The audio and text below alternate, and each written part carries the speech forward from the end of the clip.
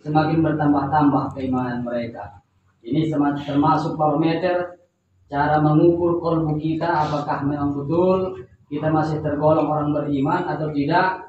Dua itu, atau tambah satu lagi, dan mereka senantiasa berserah diri dan bertawakal, menyerahkan seluruh urusan hidupnya kepada Allah Subhanahu wa Ta'ala saja. Jadi ada 3 barometer ukuran iman seseorang itu. Pertama, kalau disebutkan nama Allah, ada kontak di kalbunya. Yang kedua, ketika didengarnya ayat Quran dibacakan, maka semakin bertambah imannya dan dia serahkan seluruh hidupnya semata-mata kepada Allah Subhanahu wa Ta'ala. Sebagaimana ikrar kita dalam sholat, inna sholati wa nusuki wa mahyaya wa mamati lillahi rabbil alamin la syarikalah. Sesungguhnya hidupku dan matiku, inna sholati wa nusuki, ibadahku, hidupku dan matiku, lillahi rabbil alamin, kuserahkan sepenuhnya kepada Allah Tuhan semesta alam. La syarikalah, tidak ada sekutu baginya. Maksudnya penyerahan diri itu tidak ada selain kepada Allah Subhanahu wa Ta'ala. Wabidzalika umirtu, begitulah aku diperintahkan. Wa ana minal muslimin, dan saya termasuk dari golongan orang-orang yang menyerahkan diri, patuh dan tunduk kepada Allah Subhanahu wa Ta'ala. Ini sekadar pembukaan mukadimah. Saudara-saudara sekalian, kajian kita malam hari ini berawal dari sebuah hadis Rasulullah sallallahu alaihi wasallam yang berbunyi, qala Nabi sallallahu alaihi wasallam, Rasulullah atau Nabi Muhammad sallallahu alaihi wasallam bersabda, la budda 'alal mu'minina min arba'ati asya. Tidak boleh tidak, kalau bahasa dulu menerjemahkan ini, atau kalau sekarang, seorang mukmin, orang-orang yang beriman haruslah memiliki 4 perkara. Apa itu? Pertama, darun wasi'ah, rumah yang luas atau rumah yang besar. Wadabatun farihah, yang kedua kendaraan yang laju, kencang, cepat, balap, bahasa kita. Yang ketiga, wasaubun jamil, orang yang beriman harus memiliki pakaian yang indah. Saubun jamil, pakaian yang bagus-bagus. Wasirajum mudi, yang keempat lampu yang terang. Artinya, seorang mukmin itu haruslah memiliki 4 perkara supaya kehidupannya sempurna dunia dan akhirat. Tetapi jangan kita memaknai itu sekedar fisik saja, punya rumah, punya kendaraan, punya baju, punya lampu, tetapi ada tafsiran-tafsirannya. Fa'ammad darul wasi'ah, fahil qalbu ay makanul ilmi. Yang dimaksud rumah yang lapang, rumah yang luas, rumah yang besar itu ialah hati. Hati yang lapang maksudnya. Jadi bisa saja rumah seseorang itu besar, ukurannya 1 rantai, ada terasnya, ada kolam renangnya, ada tempat-tempat fitnessnya, ada tempat karaoke-nya, semua lengkap. Tapi hati tingkat tepe, tapi hatinya sempit. Bisa jadi rumah yang besar menjadi terasa kecil. Sebaliknya orang yang rumahnya kita lihat sederhana saja, kecil saja. Rumah kalau dalam istilah orang dulu di kota-kota ada RSSSSS. Rumah sangat sederhana sampai selonjor saja susah. Kecil rumahnya, tapi hatinya lapang, maka rumah yang kecil bisa terasa besar.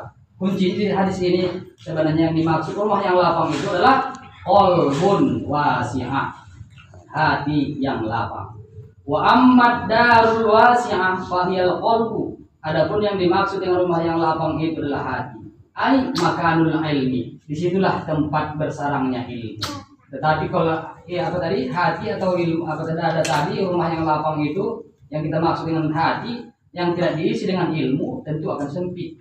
Maka di sini kita dianjurkan oleh Rasulullah belajar terus sepanjang hayat. Utlubul ilma minal mahdi ilal lahdi. Tuntutlah, jangan pula kalau bahasa kenapa dituntut, apa salahnya kan dia pula ya kan? Carilah ilmu, bilang kemana Pak piginya kok dicari? Ini banyak gila-gila sekarang. Jadi maksudnya mencari, mendapatkan, memperoleh, menuntut itu begitu maksudnya. Menuntut bukan karena salah ilmu itu, tetapi untuk mencari di mana saja ilmu itu berada. Maka ada satu hadis yang saya tidak bisa pasti apakah itu dhaif atau sahih. Utlubul ilma walau bisin. Tuntutlah ilmu walaupun ke negeri Cina. Saking pentingnya ilmu itu. Artinya bukan menyuruh Rasul, bukan menyuruh cari kami ilmu ke Cina, bukan begitu. Artinya di mana saja pun. Bahkan mempelajari ilmu sihir itu boleh, yang tak boleh mengamalkannya. Mempelajari ilmu sihir itu boleh, tapi melaksanakannya tak boleh. Ini sekedar mengetahui. Ilmu mencuri boleh pelajari, mencuri jangan. Nah, polisi kan belajar ilmu mencuri, orang itu biar tahu menangkap pencuri.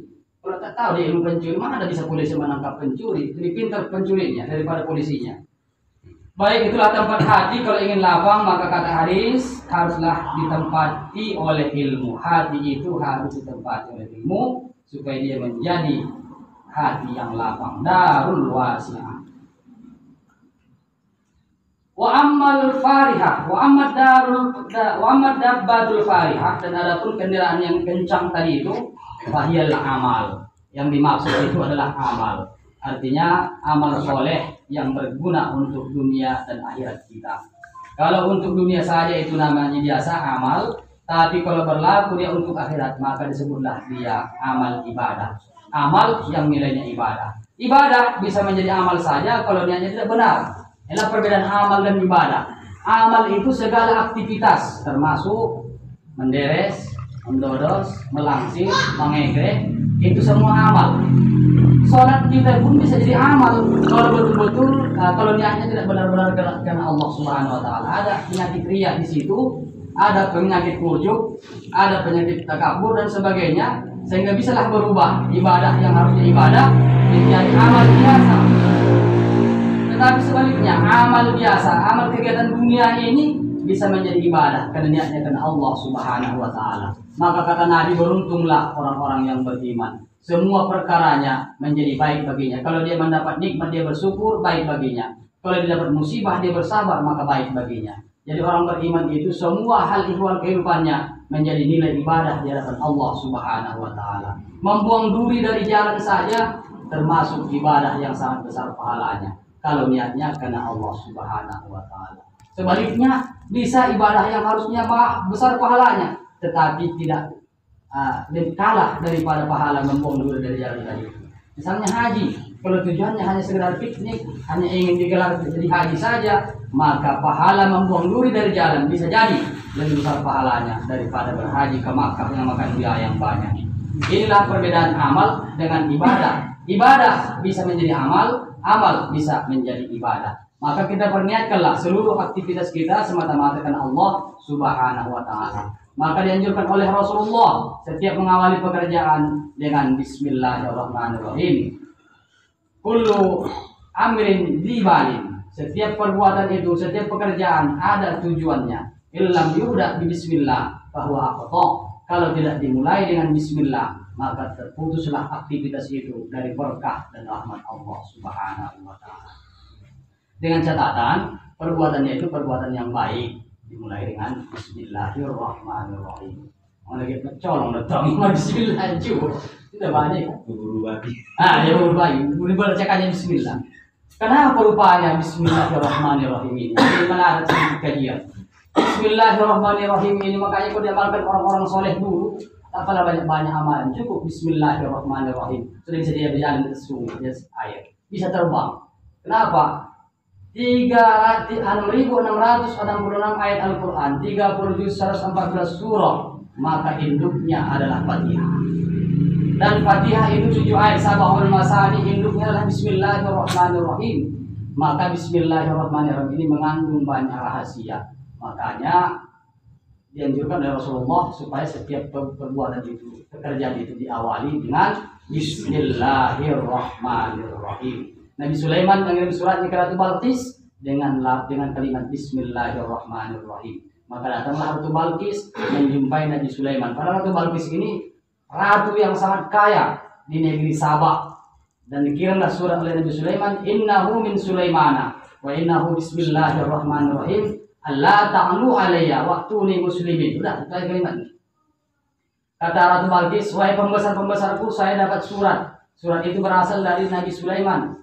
Dan surat itu bertuliskan Bismillahirrahmanirrahim. Janganlah kamu menyombongkan diri dan datanglah kepadaku dengan berserah diri. Inilah surat Nabi Sulaiman kepada Ratu Balqis. Ratu Balqis pun datang menyerah kepada Nabi Sulaiman alaihissalam. Nah, itu sekedar kira-kira satu contoh kisah betapa dahsyatnya Bismillahirrahmanirrahim. Dalam satu kajian tauhid atau tasawuf, Bismillahirrahmanirrahim ini mengandung kalimat Bismillah, lafaz jalalah, lafaz Allah. Bahar pujar ism majrurun bil ba, lafzul jalalah Allah. Ini saja juga dibahas, kali kata-kata Allah ini luas sudah kajiannya. Asal katanya ilahun, masuk al, Allah. Kalau dibuang alnya menjadi ilahun, dibuang lanya, buang alnya itu ilahun, bisa dibuang lagi alnya lagi lahu, dibuang lamnya jadi hu. Semua tetap mengujung kepada Allah Subhanahu wa ta'ala. Dalam lafaz Allah itu, kalau mutasawuf sudah terkandung di situ 99 asmaul husna. Setiap kita mengucap Allah, dalam kalimat Allah itu sudah terkandung di dalamnya sifat asmaul husna. Allahul ladzi la ilaha illa huwar rahmanur rahim. Al-malikul qudusus salamul mu'minul muhaiminul azizul jabbarul mutakabbir. Al-khaliqul bari'ul musawwirul ghaffarul qahhar. Al-wahhabur dan seterusnya sudah ada di lafaz Allah itu. Dan sifat-sifat yang tinggi, sifat-sifat yang agung bagi Allah Subhanahu wa taala, sifat 20. Wujud qidam baqa mukhalafatu lil hawadisi qiyamuhu bi nafsihi wahdaniyah qudrah iradah ilmu hayat sama basar kalam qadiran muridan aliman hayyan sami'an basiran mutakalliman. Sudah terkandung di lafaz Allah itu. Wajar tadi saya sebutkan di awal, orang-orang beriman kalau disebutkan nama Allah bergetar hatinya. Ada kontakan, kenapa dia memahami bagaimana lafaz Allah itu sebenarnya, apa-apa yang terkandung di situ. Ketika kita ucapkan lafaz Allah, Asmaul Husna yang 99 sudah ada di dalamnya. Sifat-sifat yang wajib bagi Allah yang 20 sudah ada di situ. Maka lafaz Allah itu bukan biasa-biasa saja, tapi lafaz yang sangat luar biasa. Baik, ini menyeleweng sedikit selalu tujuan kajiannya supaya kita benar-benar memahami, supaya dapat kita. Kenapa kalau dibilang orang-orang beriman itu harus getar hatinya ketika diucapkan Allah? Bagaimana prosesnya? Itu tadi panjang. Bismillahirrahmanirrahim. Ar-Rahman sifat Allah Subhanahu wa taala. Dalam satu penafsiran di sini maksud Ar-Rahman itu atau sifat Allah Subhanahu wa taala yang memberikan rezeki, memberikan nikmat kepada siapa saja di dunia ini. Mau dia taat, mau dia maksiat, mau dia jungkir balik, dia tak pernah menghadap kiblat, tak pernah mengucap Allah, tapi Allah berikan rezekinya. Inilah sifat Rahman Allah Subhanahu wa taala. Maka siapapun diberikannya, orang Cina yang rajin memberikan hartanya, menyumbang, membantu, sosialnya tinggi, dibalas Allah. Walaupun dia Cina, walaupun dia Kristen, tapi dia benar-benar berimpak di dunia ini, berbahasa kita. Tetapi kalau bahasa nasionalnya, sosialnya tinggi, membantu, rajin membantu orang-orang yang membutuhkan, tetap diberikan Allah Subhanahu wa taala balasannya. Makanya orang-orang Cina, orang-orang yang non-muslim itu yang tahu rahasianya, sudah merasakan hasilnya, rajin membelanjakan hartanya di jalan kebaikan. Walaupun dalam pandangan agama kita tak ada artinya, sia-sia saja, tapi Allah berikan balasannya di dunia. Kalau kita diberi seperti itu, balasannya dua, di dunia dan di akhirat. Di dunia dilipat gandakan rezeki kita, di akhirat lebih besar lagi balasan dari Allah Subhanahu wa taala. Ar-Rahim, sifat yang kedua bagi Allah Subhanahu wa taala dalam bismillah itu, maka dia adalah sifat Allah khusus kepada orang-orang yang takwa, orang yang taat kepadanya kelak di hari akhirat. Orang yang tadi tinggal cuma di dunia saja. Kalau orang beriman mendapat rahim nanti di padang mahsyar, di hari akhirat mendapat nikmat dari Allah Subhanahu wa taala dengan sifat rahimnya. Ar-Rahman Ar-Rahim artinya dua sifat bagi Allah Subhanahu wa taala yang menunjukkan dia Maha Pemberi, baik nikmat yang kecil maupun nikmat yang besar, dan memiliki makna bahwa kita hanya minta tolong kepada yang mempunyai nama Ar-Rahman, Ar-Rahman dan Ar-Rahim itu. Makanya kita kalau berdoa dianjurkan mengucapkan dua kata itu. Ya Rahman, Ya Rahim. Gerakan. Kalau orang berdoa sering menggunakan dua kalimat itu. Ya Rahman, Ya Rahim, Ya Mujibas Sa'ilin. Mintalah kepada Allah dengan nama-namanya yang terbaik. Saudara-saudara yang dimuliakan oleh Allah Subhanahu wa taala. Inilah kajian ini kadang-kadang kalau datang soalnya melenceng jauh, lama pula itu dah. Belum berkumpul ke kajian aslinya. Baik, sampai dinaikkan pembahasan. Yang kedua kan? Kendaraan yang lain. Wahyal amal. Wa ammas saubul jamil, dan adapun pakaian yang indah itu bahwal haya. Pakaian yang indah itu maksudnya adalah merasa malu. Maka kata Rasulullah, al-haya'u minal iman. Malu itu bagian dari iman. Orang yang beriman pasti punya malu. Orang yang malu itu tandanya dia beriman. Kalau tidak malu, kata Nabi, inna awwalu minal kalami nubuwah. Ucapan-ucapan pertama yang keluar dari bibir-bibir para nabi-nabi dahulu, itu tak ada satu nabi pun yang tidak mengucapkan itu. Idza lam tastahi fasna' ma syi'ta. Idza lam tastahi fasna' ma syi'ta. Kalau kau tak malu, kerjakanlah apa yang kau mau. Ini berarti modal agama ini malu. Maka seorang mukmin harus memiliki pakaian yang indah. Apa itu? Sifat malu.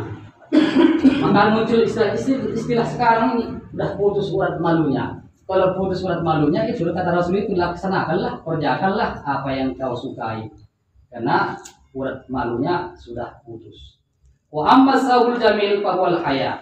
Wa amma sirajul mudi fahuwal ilmu. Dan adapun lampu yang menerangi itu adalah ilmu. Memang tanpa ilmu bola. Makanya contoh, kita mau bikin lemari, tak ada ilmunya. Nah, biasanya saya di tiap kotak, akhirnya tak jadi lemari, jadi kotak. Nah, yang tak ada ilmu itu masih kecil. Urusan dunia dan urusan dunia pun kecil, hanya bikin lemari. Tak ada ilmu, tak jadi. Yang tadi ukurannya semeter, kayunya lama-lama 1,5 meter, habis kayunya tak jadi lemari. Nah, ini tanpa sirajul mudi, lampu yang menerangi. Apalagi beribadah kepada Allah Subhanahu wa taala yang tujuan kita tadi mendapat ridho dan rahmatnya, akhirnya lari mendapat laknat dari amalan yang kita laksanakan. Kenapa? Karena peletakan niatnya, harapan dan tujuan ibadah itu tidak semata-mata dipersembahkan kepada Allah Subhanahu wa taala. Ria, mengharap pujian, mengharap imbalan dari amal ibadahnya, maka suatu saat nanti dia diminta untuk meminta pahala perbuatan atau amal kebaikannya itu kepada siapa dulu dia pernah tujukan perbuatannya, atau niat yang disandingkannya tidak tulus kepada Allah saja. Ada orang-orang yang terlibat dalam amal ibadahnya itu, maka dia nanti kelak diminta, mintalah pahalamu sama si anu itu. Begitulah nanti balasannya. Inilah sebabnya perlu ilmu di dalam berbuat di dunia ini untuk urusan dunia, apalagi urusan akhirat. Oleh karena ilmu itu penting, maka kata Rasul, ta'allamul ilma fa innal ilma ruhul a'mal. Pelajarikanlah ilmu, sebab sesungguhnya ilmu itu adalah ruhnya, napasnya, nyawanya segala amal. Kalau amal itu tak ada ruhnya, maka dia seolah-olah amal yang tidak ada nyawanya. Nah, misalnya manusia, kalau tak ada nyawanya, tak ada ruhnya lagi, itu tak lagi panggil orang lagi namanya, ganti namanya. Orang yang dulunya hidup dikasih nama siapa, kita bikin contohnya. Si Jono. Begitu dia meninggal, tak lagi panggil orang Jono. Sholli ala hadal mait, ya kan? Sengaja aku menyeratkan bangkai ini. Berbahasa kasarnya bangkai, mait itu bangkai artinya. Bangkai adalah segala sesuatu yang mati tidak disembelih karena Allah, itu namanya bangkai. Ayam mati di halaman tidak disembelih, bangkai. Kalau disembelih tidak bangkai lagi, boleh dimakan. Jadi manusia mana ada yang pula yang disembelihkan Allah, ya kan? Maka dia mati sendiri, atau walaupun dibunuh orang itu pasti tidak ada Bismillah, ya kan? Maka dia adalah bangkai. Nah, begitu pula amal kita, tanpa ilmu yang kita laksanakan itu, kita amalkan itu ada modal ilmunya, maka dia seperti badan yang tidak memiliki ruh. Inilah kata Rasulullah Sallallahu Alaihi Wasallam. Al-ilmu, tapi ada pula ini, al-ilmu bila amalin, ilmu tanpa pengamalan, al-amalu bila ilmin, amal tanpa ilmu, la yufid, tidak ada gunanya, sia-sia. Tapi kalau bilang nanti ini, malohon, karena kemarahan lagi, tidak bisa, makanya disampaikan di majelis taklim, supaya kita semakin kuat tekad kita, semakin gemar kita mencari ilmu, menambah ilmu kita, supaya benar amal-amal kita tidak sia-sia. Karena begitu dikatakan kita al-ilmu bila ilmin la yufid. Amal tanpa ilmu tidak berguna. Tak berguna berarti sia-sia. Wal ilmu bila amal junun. Dan ilmu tanpa amal disebut orang gila. Orang gila itu banyak tahunya, tak ada perbuatan, tak ada apa aja kan. aktivitas yang bermanfaat, asal-asalan. Wa in qara'tal ilma mi'atu sana, dan kalaupun kau membaca kitab itu selama 100 tahun. Oh, lama itu 100 tahun. Kalaupun kau membaca ilmu itu selama 100 tahun. Au alimta alfa kutub, atau sudah kau ketahui 100 kitab, la yakunu mufidan illa bil amal, dia pun tak berguna tanpa diamalkan. Li'annal ilma aslun, karena diumpamakan ilmu itu kayak batang pohon. Wal amalu far'un, dan amal itulah dahan-dahannya. Pohon ditanam menghasilkan dahan. Jadi kalau lurus saja, coba dipotong orang itu bikin bahan. Kalau tidak bikin tiang-tiang jawamal, macamlah gunanya. Ay la yutimul aslu, tidak sempurna pohon itu illa bil far'i, kecuali ada dahannya. Wala yukhadul far'u illa bil asli, dan tidak akan diperoleh dahan pohon itu kecuali ada batangnya. Nah, jadi batang dan dahan saling membutuhkan. Batang tak sempurna kalau tak ada dahannya. Dahan tak mungkin ada kalau tak ada batangnya. Jadi sama-sama ilmu dan amal ini dua hal yang betul-betul seperti mata uang. Kalau sebelah saja yang tertulis, sebelahnya kosong, tak laku uang. Makanya harus berisi kiri kanannya. Ada yang gambar Garuda dan ada yang gambar presiden misalnya. Li'annal ilma aslun wal amalu far'un.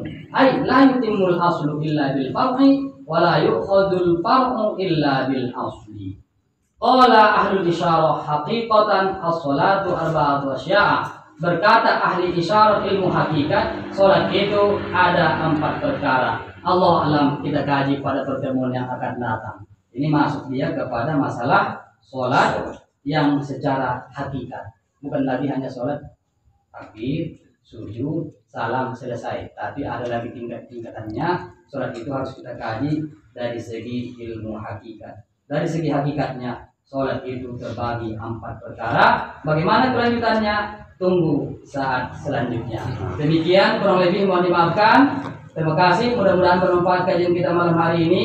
Wabillahi taufiq wal hidayah. Assalamualaikum warahmatullahi wabarakatuh.